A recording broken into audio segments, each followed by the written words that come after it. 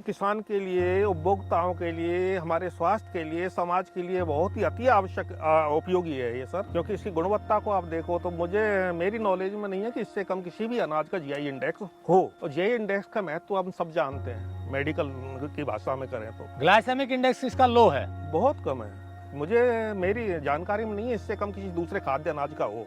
तो GI index एक स्वास्थ्य का आपका मापक है भाई। इसमें जिसका कम होगा अनाज का वो ज्यादा स्वास्थ्यवर्धक है। मतलब जीआई जितना कम होगा वो ही ग्लूकोज हल्के रिलीज करेगा। जी, तो जी। डायबिटीज न होने के लिए भी बहुत बड़ा रिस्पॉन्सिबल होता है ये। नमस्कार दोस्तों, ये जो फसल आप देख रहे हैं ये अनाज हमें खाने में शामिल जरूर करना चाहिए। क्यों करना चाहिए? और किसानों को भी ये बड़ी मात्रा में उगाना चाहिए, क्योंकि दोनों के लिए ये बेहद गुणकारी है, किसानों के लिए भी और जो खाएंगे उनके लिए भी। मिलेट से भी ज्यादा गुणकारी है एक क्षेत्र में तो जी हाँ, लेकिन कमाल ये है कि जानकारी न होने के कारण ना तो हम इसे खाते हैं और ना किसान इसे ज्यादा मात्रा में उगाते हैं। ये है बार्ले जो को अब बहुत कम किसान उगा रहे हैं, गेहूं पे शिफ्ट हो गए हैं। कारण क्या है कि भाव कम मिलता है, लेकिन कमाल देखिए, अगर किसान इसे उगाएगा तो बहुत कम पानी लगता है, बहुत कम खर्चा लगता है, पर उगाएगा तब जब उसको ठीक भाव मिलेंगे, और वो तब मिलेंगे जब आप इसे खाना शुरू करेंगे। पूरी जानकारी लेंगे doctor S S Rajput ji से। खाना क्यों शुरू करना चाहिए इसके बारे में भी बताएंगे, और किसान इससे कैसे ज्यादा लाभ ले सकते हैं ये भी बताएंगे। आपको बता दूं, मिलेट्स अब प्रचार ज्यादा हो गया तो बहुत महंगा है, लेकिन मिलेट्स के साथ साथ ये बहुत अच्छा विकल्प है खाने का, बेहद गुणकारी है। और गेहूं, मिलेट और ये सब मिलाकर खाएंगे तो सेहत भी अच्छी रहेगी और किसानों को भी लाभ होगा। पूरी जानकारी लेते हैं doctor S S Rajput ji से। टेक्निकल फार्मिंग चैनल को सब्सक्राइब करें और बेल आइकन भी दबाएं ताकि आगे आने वाले वीडियो की नोटिफिकेशन आपको मिलती रहे।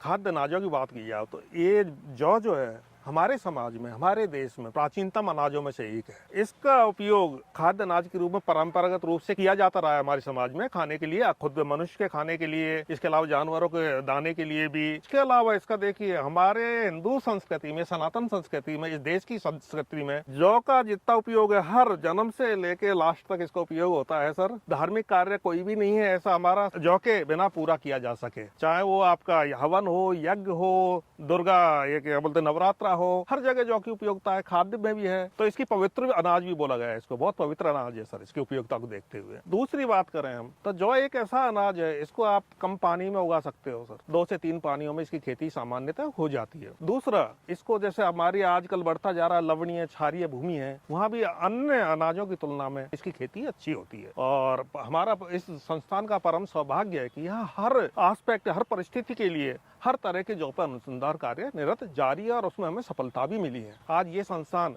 विभिन्न तरह की लगभग 31 वैरायटीज का विकसित कर चुका है। तो ये जो वैरायटी आप विकसित कर चुके हैं, लेकिन किसान फिर भी कम उगा रहे हैं, कारण भाव कम मिलना है। सबसे बड़ा ये है कि एक तो हमारे समाज में इसके जो खाद्य उपयोग है, उसकी परंपरागत जो खाद्य था उसकी आदतों से दूर हो गया है, हमारे खाने की आदतों से। दूसरे, किसान बेचने जाए मंडी में तो इसका भाव प्रॉपर नहीं मिल पाता है उसको, तो इसलिए भी इसकी उपयोगिता कम हुई है, मतलब इसकी खेती कम हुई है। इसका एरिया निरंतर संकुचित होता गया है। हाँ, 90 के बाद में कुछ स्थिर है इसका एरिया, सन 1990 के बाद में, लेकिन वो लगभग 6 लाख हेक्टेयर के करीब रहता है पूरे देश में। उसमें से भी 50% से ज्यादा तो केवल राजस्थान में है। राजस्थान में ही 50% से ज्यादा उगाते हैं पूरे भारत का। लेकिन अगर इसकी डिमांड बढ़े तो ये किसान के लिए भी बेहद गुणकारी है। बेहद गुणकारी, किसान के लिए, उपभोक्ताओं के लिए, हमारे स्वास्थ्य के लिए, समाज के लिए बहुत ही अति आवश्यक उपयोगी है ये सर। क्योंकि इसकी गुणवत्ता को आप देखो तो मेरी नॉलेज में नहीं है कि इससे कम किसी भी अनाज का जीआई इंडेक्स हो। और जीआई इंडेक्स का महत्व हम सब जानते हैं, मेडिकल की भाषा में करें तो। ग्लाइसेमिक इंडेक्स इसका लो है, बहुत कम है।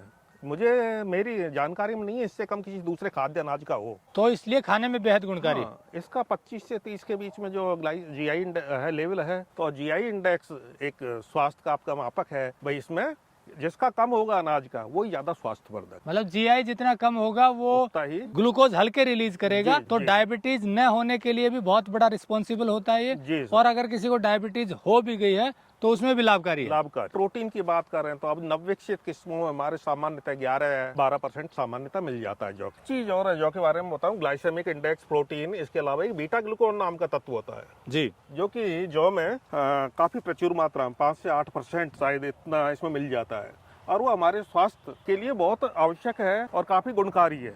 ऐसा लिटरेचर को अगर देखेंगे तो बीटा ग्लूकोन की मात्रा इसमें काफी कुछ अच्छी है, स्वास्थ्य के लिए बहुत उपयोगी है, इसलिए इसको खाना चाहिए। खाना तो डॉक्टर साहब अब बात करें खाने का क्या तरीका बेहतर होना चाहिए इसका, अगर फीड बार्ले की बात करें। और हम गाँवों में देखेंगे, बचपन में देखते थे कि गर्मियों के मौसम में जौ की रावड़ी एक तो कॉमन था, हर घर में था, किसान परिवार में सामान्य, तो वो मौसम के अनुकूल भी था, स्वास्थ्य के लिए उत्तम भी है और आवश्यक भी है, मतलब गर्मियों में ये खाना चाहिए, बहुत जरूरी है। और अब भी हम कोई धानी, अब लेकिन बहुत कम हो गया है इसका उपयोग। जौ की रोटियां बन सकती हैं, बहुत अच्छी बनती है सर, मैं खाता हूँ। और भी आजकल बिस्किट्स हैं या और भी कई कॉन्फ्लेक्स आइटम्स हैं जौ से बनाए जा रहे हैं सर मार्केट में, जैसे मिलेट्स को बढ़ावा दे रहे हैं, तो उसी प्रकार से इसके भी लोग आ रहे हैं इसके प्रोडक्ट्स बनाने में। मतलब आपका ये कहना है कि खाने के लिए गेहूं से कहीं ज्यादा सेहत गुणकारी है। हाँ जी, गुणकारी है, तो इसको हमारे आदतों में इसको शामिल करना चाहिए, मैं ये कह रहा हूँ, क्योंकि गेहूं की अपनी एक इम्पोर्टेंस है। गेहूं वो अनाज है जिसके कारण आज हमारा देश कहते हैं ना फूड्स में सेल्फ सफिशिएंट है। मतलब बदल कर खाना चाहिए। हाँ, खाना चाहिए, सबको खाना चाहिए, एक ही अनाज से अपने को आदत नहीं डालनी चाहिए, इनको भी शामिल करना चाहिए। तो दोस्तों जैसा एस एस राजपूत जी ने बताया कि जौ को किसानों को जरूर उगाना चाहिए, उगाएंगे तब जब आप खाना शुरू करेंगे। और आपने जैसा सुना खाने में बेहद गुणकारी है, गर्मियां आने वाली हैं, गर्मियों में इसे भोजन में जरूर शामिल कीजिए, बदल कर भोजन खाएंगे तो सेहत भी अच्छी रहेगी। और अगर ऐसा होगा तो इनकी मेहनत सफल होगी, क्योंकि पिछले कई सालों से जौ के लिए रिसर्च कर रहे हैं और ये इसीलिए कर रहे हैं कि किसानों का लाभ बढ़े और लोग इसे खाने में शामिल करें ताकि उनका स्वास्थ्य ठीक रहे। जुड़े रहिए टेक्निकल फार्मिंग से। नमस्कार, जय हिंद।